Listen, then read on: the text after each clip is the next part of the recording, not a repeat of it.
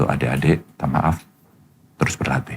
Kalau saya bisa membuat statement dan menggagalkan pekerjaan sebesar ini, memangnya otoritasnya ada di mana?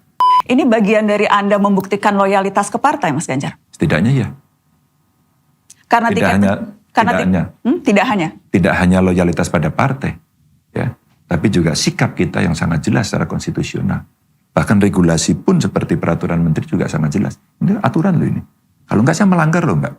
Orang yang berkarakter adalah orang yang berani bersikap, orang yang berani mengambil keputusan demi sebuah prinsip. Ini hanya opini. Opini arus bawah. Opini dari masyarakat kebanyakan. Opini hanyalah sudut pandang. Tentu ada yang sama, ada yang beda. Beda akan berbuah kebaikan bila kita terbuka, mau memberi, mau menerima. Assalamualaikum warahmatullahi wabarakatuh. Berjumpa lagi dengan saya, Ahmad Zaini dari N3 TV. Inspiratif, mencerdaskan, menyejukkan. Pemirsa, tadi yang ada di awal video ini, itu adalah Ganjar Pranowo, Gubernur Jawa Tengah, memberikan penjelasan, memberikan klarifikasi kaitannya dengan tudingan banyak orang yang beberapa hari ini teralamatkan pada dia, yang dia dituding sebagai penyebab gagalnya pelaksanaan Piala Dunia U20 di Indonesia. Acara tadi yang saya kutip tadi adalah acara Najwa Shihab yang dibuka oleh Najwa Shihab. Dia beruntung bisa wawancara secara eksklusif kepada Ganjar. Tapi intinya ini harus kita sambut dengan baik. Berarti apa yang terjadi itu adalah menunjukkan inilah salah satu ciri demokrasi yang sehat. Artinya apa? Bahwa orang yang sedang dipojokkan, orang yang sedang mendapatkan tuduhan tertentu, orang itu diberi ruang untuk memberikan penjelasan. Saya beri apresiasi inisiatif untuk baik dari Najwa maupun dari Ganjar yang memberikan penjelasan itu. Terus kemudian saya berharap kita semua yang selama ini ikut hiruk pikuk ini bisa menyimak itu dengan baik. Karena kita harus membiasakan ketika kita menyalahkan seseorang atau kita menilai negatif pada seseorang dan seseorang itu berusaha untuk menjelaskan, kita harus terbuka untuk menerima penjelasan itu. Itu demokrasi. Bahwa mungkin kita masih sangat kecewa, ya mungkin saja, tapi mungkin dengan kita mendengarkan penjelasan itu, kekecewaan kita, kebencian kita bisa sedikit terkontrol. Karena juga nggak baik kalau kita terlalu tidak suka pada seseorang sampai ekstrim, itu juga nggak baik. Maka di dalam alam demokrasi ini perlu. Nah, soal nanti, pemirsa ya, soal nanti setelah dapat penjelasan jenengan tetap menyimpulkan Ganjar salah, ya nggak masalah. Atau jenengan tetap menyimpulkan bahwa saya tidak akan, kalau toh nanti Ganjar akhirnya maju betul menjadi capres, saya nggak akan pilih, nggak masalah. Itu hak demokrasi jenengan. Tapi paling tidak kita jangan membiasakan diri menutup orang untuk memberikan penjelasan, orang untuk memberikan klarifikasi.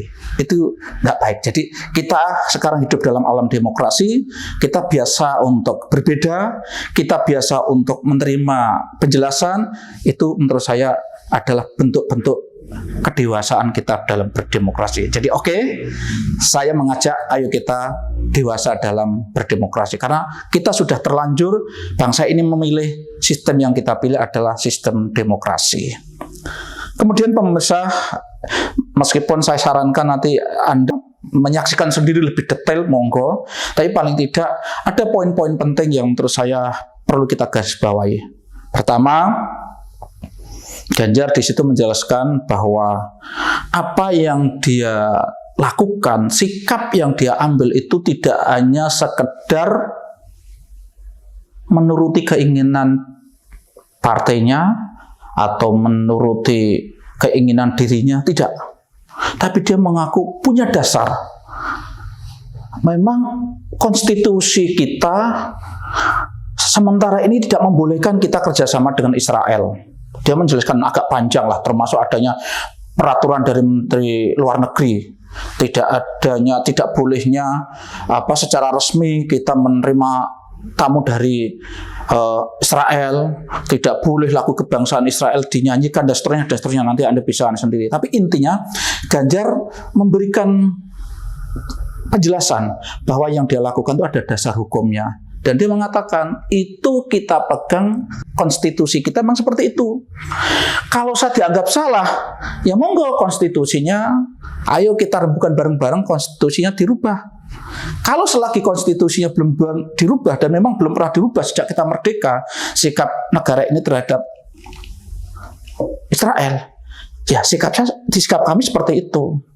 Ganjar mengatakan bahwa meskipun dia tidak mengakui secara jelas apakah ini dapat instruksi dari Bu Mega atau tidak, tapi dia mengakui bahwa kader PDIP punya sikap yang sama kaitannya dengan hal itu. Dan poin yang menurut saya perlu saya sampaikan bahwa dalam konteks ini Ganjar maupun PDIP tidak berpikir soal populer, tidak populer, berefek pada elektoral apa tidak. Itu menurut saya satu poin yang harus kita hargai demi sebuah prinsip. Saya ulang lagi. Orang yang berkarakter adalah orang yang berani bersikap, orang yang berani mengambil keputusan demi sebuah prinsip. Tidak hanya berpikir soal untung dan rugi yang sifatnya sementara. Ini menurut saya harus poin ini, mohon maaf ya, ini bukan soal dukung-mendukung. Menurut saya, hal ini menurut saya kita harus fair mengakui itu sikap yang positif. Oke, berarti pertama itu. Terus nomor dua, kalau bicara Ganjar dikatakan salah, terutama mungkin dianggap membunuh harapan anak-anak kita yang harusnya tergabung dalam timnas, yang harusnya ikut berlaga, seakan-akan nanti akan hilang harapannya. Di situ Ganjar menyampaikan permohonan maafnya.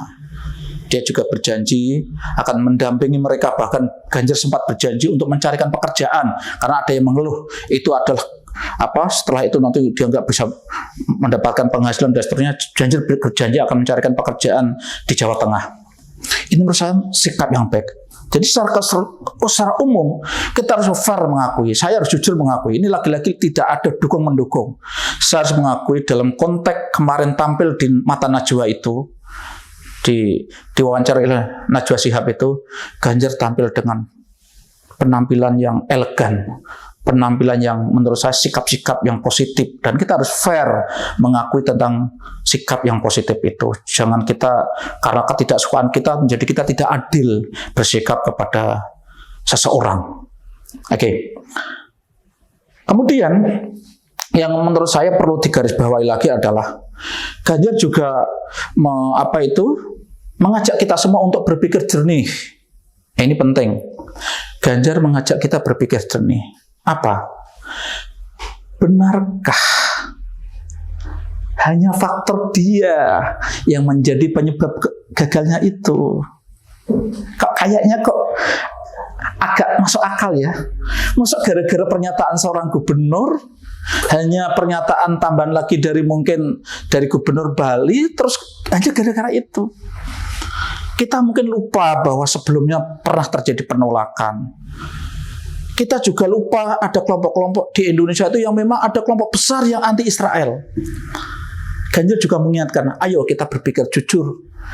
Kalau betul-betul itu dilaksanakan, betul-betul terlaksana, betul-betul Indonesia menjadi tuan rumah Piala Dunia itu, semua yakin bahwa itu mesti akan berdampak baik, akan mendatangkan keuntungan ekonomi yang luar biasa.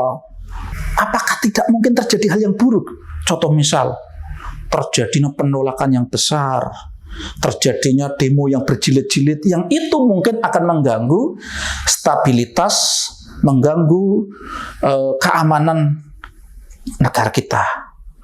Kita fair. Jadi ketika Ganjar ngomong seperti itu, kita harus terbuka hati kita. Bisa jadi terjadi seperti itu.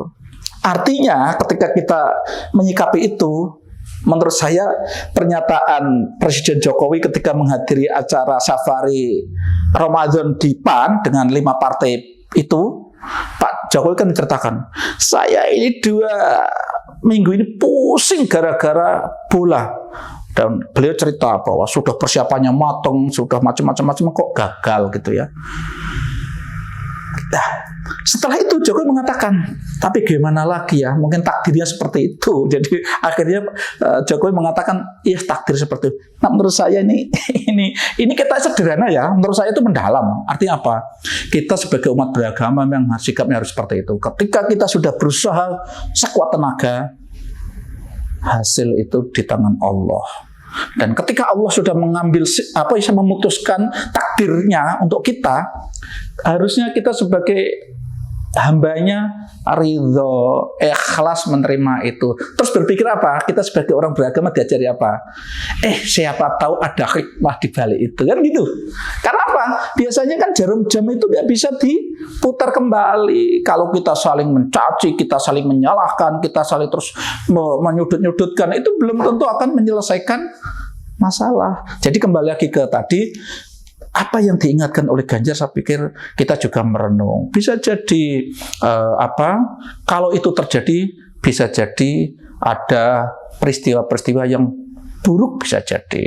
Yang terpenting sekarang karena ini sudah terjadi, kita ya kalau bisa hujat menghujat, salah menyalahkan itu kita akhiri sajalah. Pernyataan Ganjar kemarin, apalagi Ganjar kemarin yang kelihatannya agak berat tertekan itu memang kaitannya dengan timnas kita yang sudah latihan, sudah kayak seakan-akan tuh hancur pupus harapannya, dan itu seakan-akan salah satu penyebabnya sikapnya Ganjar gitu ya. Kayaknya Ganjar memang agak tertekan di situ, maka dia meminta maaf dan kelihatannya dia saya dapat informasi malah Ganjar sudah bertemu kepada salah satu anak yang menjadi bagian dari timnas tadi. Jadi kembali lagi, saya kok berharap dengan klarifikasi, dengan penjelasan Ganjar ini, ayo kita terbuka, menerima penjelasan itu secara terbuka. Setelah itu kita tidak usahlah berlebih-lebihan untuk terus menyudut-nyudutkan. Soal kaitannya dengan politik, nanti apakah Anda akan milih PDI apa tidak, Anda nanti tetap memilih Ganjar apa tidak, itu soal lain. Berdemokrasi yang sehat, ya sudah nanti di dalam ruangan kita milih apa tidak. Tapi nggak usah diungkapkan di publik, di media sosial. Itu nggak baik. Terus kemudian terakhir, geli juga saya itu. Ada yang mengatakan, kalau begini saya nanti akan memilih Ganjar sebagai presiden Palestina. Ya ini guyon. Tapi menurut saya itu ya, saya geli juga. Kasihanlah, jangan seperti itu. Masa nanti Ganjar harus pindah ke warganegaraan, nanti jauh dari keluarganya. Ya jangan yuk. Ya itu cukup sebatas guruan saja. Intinya terakhir, sudahlah kita akhiri soal memilih dalam Pilpres nanti, dan saya terakhir juga ingin memberikan catatan bahwa dengan sikapnya ini mestinya partai PDIP melihat betapa Ganjar itu adalah kader yang baik, betapa Ganjar itu punya loyalitas yang begitu tinggi. Kok kalau sampai loyalitasnya itu tidak dihargai sama sekali, ya mestinya tidak fair juga, tidak adil juga. Memang ketika ditanya Najwa, Mas Ganjar, apakah dengan sikap ini setelah ini Anda akan merasa nanti setelah ini akan dianggap loyal, setelah itu nanti Anda akan dapat tiket menjadi Pilpres? Ganjar pintar juga dia menjawab dengan jebakan pertanyaan yang cukup menyudutkan. Dia hanya, itu kan mimpinya Mbak Nana saja. Itu oke lah jawaban seperti itu. Jadi dia menghindar tapi dengan cara yang terus dia mengatakan, itu kan kalau bahasa Jawa kan ilmu gotak-gatik gathuk. Bisa saja, tapi itu kan tidak. Menurut saya itu jawaban yang menghindar tapi cukup bagus. Oke, saya pikir itu. Semoga kita bisa ngambil hikmah dari semua peristiwa yang sudah terjadi ini. Assalamualaikum warahmatullahi wabarakatuh.